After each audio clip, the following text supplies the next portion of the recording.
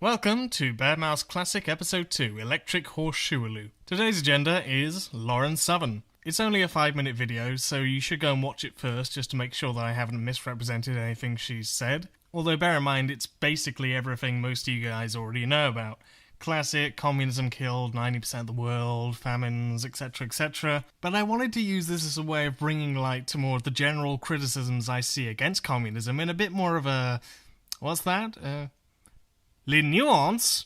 What the hell is that? So, Lauren Southern video, standard response, Badmouse avatar in front. Basically copyright Sean the Skull. Let's begin. Her main argument in the video? You can, and presumably should, still be against Antifa, because many of the subjects in Antifa subscribe to... Now, before people freak out and say stupid things like, wow, I can't believe you're trying to excuse Nazism by pointing out there were communists on the other side, I honestly cannot fathom how people think that I'm condoning Nazism just because I acknowledge that there are more evils in the world than just Hitler. You may not, Lauren. You may be genuine in your spiel. We all have political leanings that will influence how we view other groups, whether you like it or not. And don't worry, I know you're aware of this. You presumably lean more to the right, and I lean more to the left. This is something that I do sort of respect Lauren for, in that she's at least able to see beyond juvenile defensiveness. She will at least admit that she has leanings that do include people she might not necessarily agree with. If there's a Nazi in a group, the response is, so what? Blow me. The end goal is more important. Rather than scrambling for an excuse and being idealistic about it all, like many libertarians do. Freedom is not free. It has to be defended. Book club Puritans piss me off so much. They just yell at you. You're a statist, you're a statist, you're a statist. Well, how are you helping the real world, dude? Like, what kind of policies are you implementing? Sorry. So sorry, libertarians at reason. Yes, your ideology can and does have racists within it. The very core of liberty defends the right to be racist, no matter how much mental gymnastics you play to convince the public otherwise. It's odd to think, but fascism is more in common with liberalism and conservatism than it does communism. I mean, sure, they both might be radical, but what they're defending is basically the status quo. It still, for example, supports property rights, as you can see in pretty much every example of fascist regimes, and it still bears a capitalist mode of production, as again, you see in literally any example. What I mean by this is that it's very easy for people to accidentally fall in line or just merely sympathise with fascists, because they ultimately defend more of what you're familiar with in comparison to us. This is because, despite some misrepresented quotes you might have seen, fascism comes about as a reaction to crises in the capitalist system. It was actually going to happen in America around the same time of Hitler under the guise of something called the Liberty League, formed by many large stockholders and tycoons, including George Bush Sr. This was a reaction to the political circumstances of the time. Some conservatives think of FDR as a borderline socialist, but he really wasn't. He said at some point in his presidency the greatest thing he managed to do was save capitalism. When the Great Depression hit, there was turmoil in the country. In Appalachia, there were literally highway robbers who stole trucks of food and supplies heading through the region. And of course, due to this and innumerable things happening, FDR came in to try and stop it. He was probably the least radical of all the positions in Washington at the time. Many folks there were actually pushing for solutions like a 30-hour work week. Imagine that, back in 1933, 30 hours a week, 6 hours a day. So Franklin got all the biggest elites around and they begrudgingly agreed to the New Deal. Begrudgingly is key word, because many of those who disagreed with him formed the Liberty League, and they would have won had it not been for the government intercepting them 3 years later and a general improvement in the economy. We've gone a bit off topic here, but my main point is, you may think that you're just being the middleman and disagreeing with both sides, and I get the overstatement of fascism you might be hearing, but we are definitely seeing certain crises of capitalism appearing, and by just conflating both extremes as wrong, it's just outright poppycock. Because you will end up giving sympathies and encouragement to one of the sides, whether you like it or not. Your spiel is definitely getting attraction from certain people who are susceptible to fascism. And even Richard Spencer has stated that people like you and Sargon and others are gateways. And when you're doing that, you might want to look at your political outlook and, I say this with a pinch of salt, check yourself. Or if not, just do what you like to do normally and admit that you lean more with fascism over communism so we can get a clear depiction of where you stand. Because you're definitely not a fence-sitter. Pointing out that both sides in a conflict can be prone to extremism and worshipping murderous dictators does not excuse the actions of the one that society judges to be worse. You know, historically, US government has always favoured fascist regimes over communist ones, which is why they always tried to stop communism spreading at every single turn. Whether that might be through funding ContraPoints in Central America or launching coups across the globe. So don't worry, marketable society might well be skimmed slightly to the left of centre from time to time, but the government, believe it or not, is on your side. Why? Because they want to sell you goods at the lowest cost possible. And socialists, well, we don't like it when you do that, because it normally ends up with someone far, far away getting screwed over. But don't worry, Lauren, you're completely okay. I'll give you a few examples of what actually condoning one side really looks like. Teaching it in universities as a celebrated ideology. Now there's a funny one. Firstly, the dog whistle, or whatever you want to call it, embedded in this description is false. Socialists have no problem with personal wealth so long as it is gained through labour, as opposed to it being exploited from other folks' labour. A teacher is indeed someone who does it through their own labour. You know, they teach. They're employed after all. But the second thing about this is it's again doing that meme of implying Marxism and communism are at least active on campuses and at the greatest encouraged. Well, yeah, okay, it does in some sections of unis, I'll admit, where it's not going to be doing much to affect the establishment at all, and, you know, so long as it stays there, as Zizek has stated, it's fine for the globalists, as long as it remains there. If it exits from there, that's the problem. This is again the reason why the government has opposed communism in every single form. But for every Marxist who you can find who's a professor, who stayed in his tenure, you can just as easily find similar folks who get ejected, especially where it actually matters, in the economics and business school, not sociology. So I take you to the case of John Sumer. He's a former blue-collar worker who, until recently, was an economics professor at the University of Vermont. He was not renewed from his position there because, well, he tried to not only teach neoclassical economics, and he tried to teach some more classical, historical, production-first based economics lessons to his students. This isn't just Marxism, by the way, it's like loads of ranges of different schools. But he got kicked out, and this isn't just one example, it's always been a hard time to be an economics teacher and not just teach the status quo of the standard model. It holds a very small linear view of economics that is in no way as reported as much as the so-called Marxism is invading college campuses rhetoric. Ever more so because economics and business schools are far more impactful to the economy. I know from my experiences of friends who have taken economics courses in the UK that most of their classmates just go around saying, capitalism is human nature. To which I barfed. So where's that YouTube steamroller community coming in saying, universities are indoctrinating your children with neoclassical economics? Hey? Can we get that meme going? No? Yeah? Yeah, I thought not. It's just not as juicy enough, is it? It's a bit boring, that whole economics thing, you know, it's better to go on the sort of socialist views that'll get all those white males bonus hard, you know? After all, what does Sumer want to teach? He wants to bring alternative models to the table, such as how globalization can promote environmental disasters. Is that really, controversial? Fuck. Selling shirts of its leaders in pop culture stores. Ah yes, the good old Guerrero Jericho, the most reproduced photograph in history. Obviously this is some kind of evidence towards communist infiltration in the West, except it's not. You know, part of the reason for it being so popular, apart from the fact that it's cool as fuck, is because it had no IP right attached to it.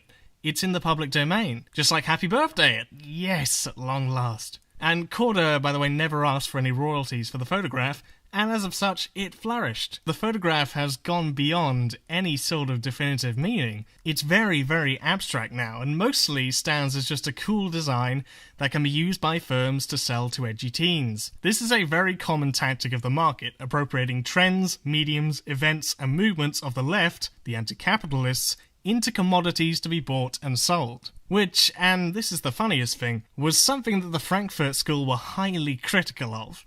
But you'll never hear about that. Oh yeah, on like making designs and selling them. What the hell is base stick man? Cheering it on in the mainstream media when its members are going around punching innocent people. Yeah, it's not like the left has indeed had criticism of just individual acts of violence against ordinary folks for like decades, if not centuries, including yours truly. And this is the thing, it wasn't started by us. It was started before any of our times. You may want to go back to World War I with the divvying up of the Middle East. You may want to go back to the Soviet-Afghan War and intervention via CIA backing. I told you they don't like the Reds, Lauren. Or maybe if you wanted to, you could go back to the financial crisis and the effects laid after. Because all of those events have led us to the situation we are at today. And what we do now will determine what will happen 30, 40 years into the future. Can you think of any time when there were two or more highly political groups with strongly opposed beliefs that didn't end up in brawls and barbarism? This is like... Okay, so imagine this. Imagine, if you're in a school, you have 100 people there or whatever, and you get them to just chill out, hang out, do whatever you want. And then eventually, if you come back a couple of weeks later, you will normally find one big bright spot. You will find one person who is obviously the dominant in conversation. Yeah, you get it in every school. Just go back to any of your schools, you'll find at least this one guy or gal who dominates every single discussion that you have. The Queen Bee, or King Bee, or whatever. Even if somebody who would have been Queen Bee would normally step down from that position and say, I'm not going to be as bossy or whatever today, well, instead, somebody else will then take over, and they will become the new King Bee. It happens. It's just people reflecting off the environments they're in, the situations they're in. And so it's inevitably going to happen. Do you think Charlottesville could have simply been peaceful nationalists and peaceful counter-protesters? Were you to think that this could end up as anything but a bloody mess? There's a reason people join either group. And I think if there's anything I'd like people to understand, it's that. This was inevitably going to happen. There's no way we could control it. We make history, but you get the drill. We all know that Nazis committed atrocities that should be opposed today, and that we never want to see the return of.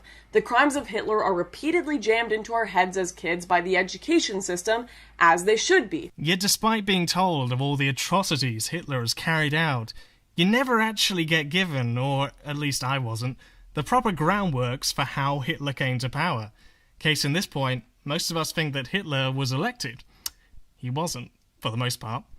And because of this, it allows people like you to have a very minimalistic view of what the growth of fascism looks like. And it tells me that you might well have been one of those people, at least sympathizing with Hitler, because a huge amount of people did, inside and outside of Germany. 100 million people perished under communist dictators in the last century. Watch it, Lauren, watch it! And the most common response I've gotten from that video is something along the lines of, capitalism didn't kill these people because reasons. Capitalism didn't go out and murder them, except when we did.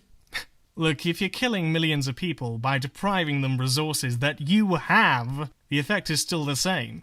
And capitalism starves and diseases tens of millions of people every year from incredibly easy problems to treat. Why? Because capitalism serves profit first, not people.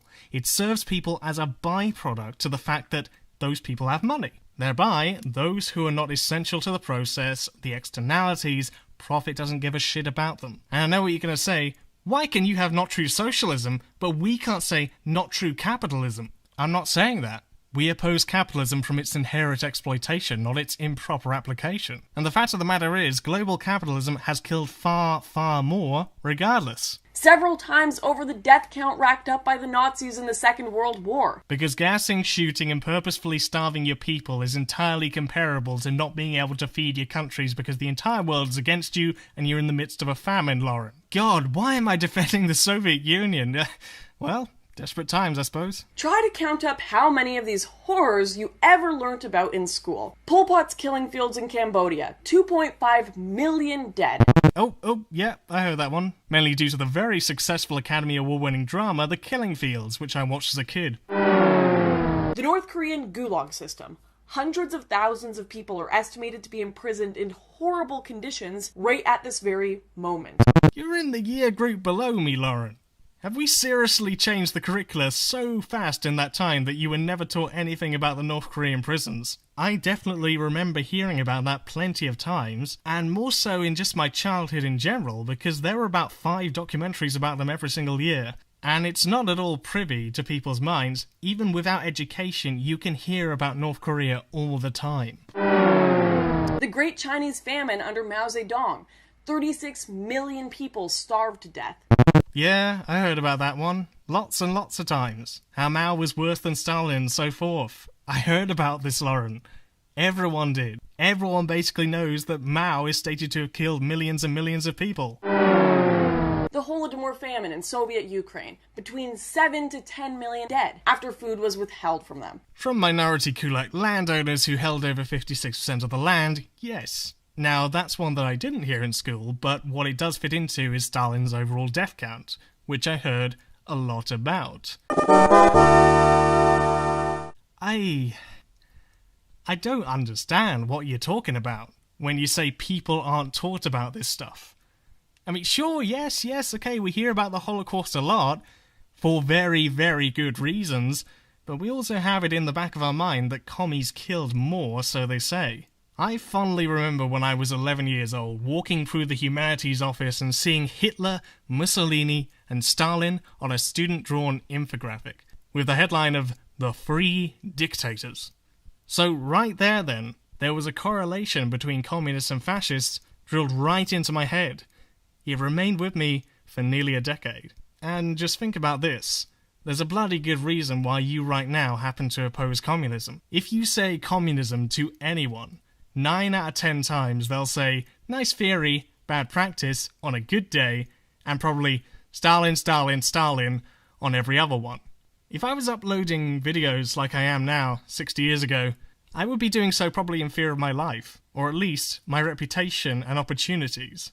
You, on the other hand, would be a high flyer. There were times long ago when you could be arrested for simply trying to get people to unionize and strike, and that's because during the Cold War, as you very well know, this propaganda was fed to us, day in, day out. Just think about how much information we get told about extremist Islam, and now apply that to a superpower for over 40 years, no positives, just fear. Fear. Every single day. And that's the amount of negative information about communism you were receiving every single hour. 30 years later, we've still got a hangover, and that doesn't need to be taught even though it is. It lingers in every part of American culture. Just play a Fallout game. I'm clearly not an infiltrator. Commencing apprehension with deadly force!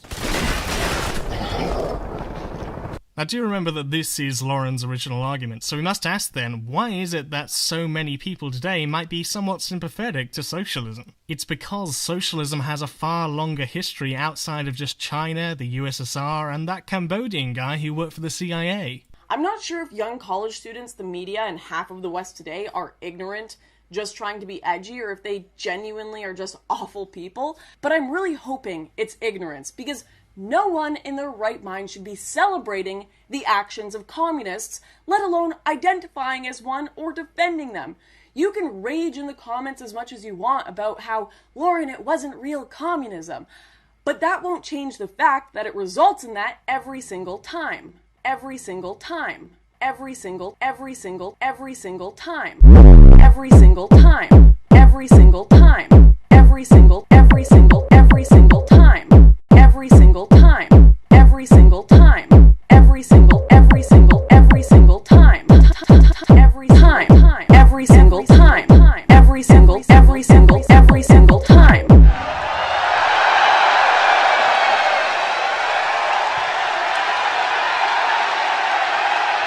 There are plenty of smaller examples of socialist countries that really didn't end up in millions upon millions dead. Thomas Sankara in Burkina Faso is a fabulous example.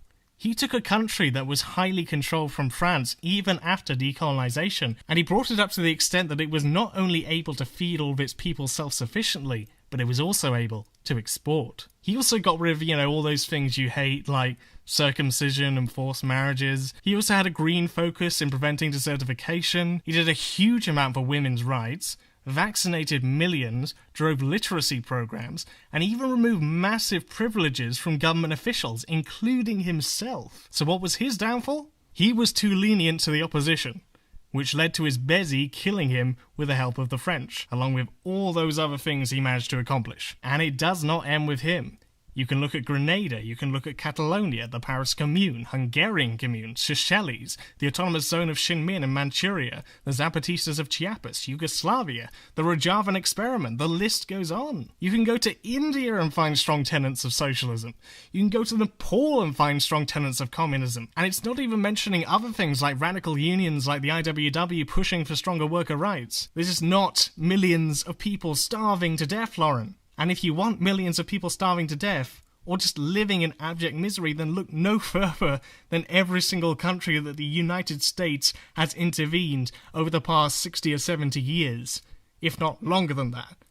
Because that right there is capitalism. The conglomerates supported the government all the way. They wanted to secure their profits. Look at the fact that the poverty rate, contrary to popular belief, is not going up. They just keep on lowering the quota. But of course, I'm sure you just say, that's the globalists' fault, eh? And then, you must ask yourself the question, Lauren. Were you taught any of this in school? They say the mark of insanity is repeating the same thing again and again and again with the same result and yet expecting a different one. But they didn't just do the exact same thing, Lauren.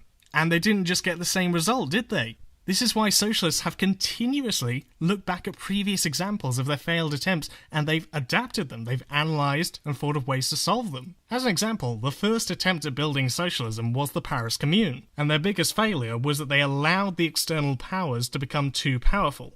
They adapted from this, and thus better attempts occurred. If you start assaulting people because they disagree with you, you shouldn't be praised, you should be thrown in a cold, dark jail cell. What, like a North Korean gulag?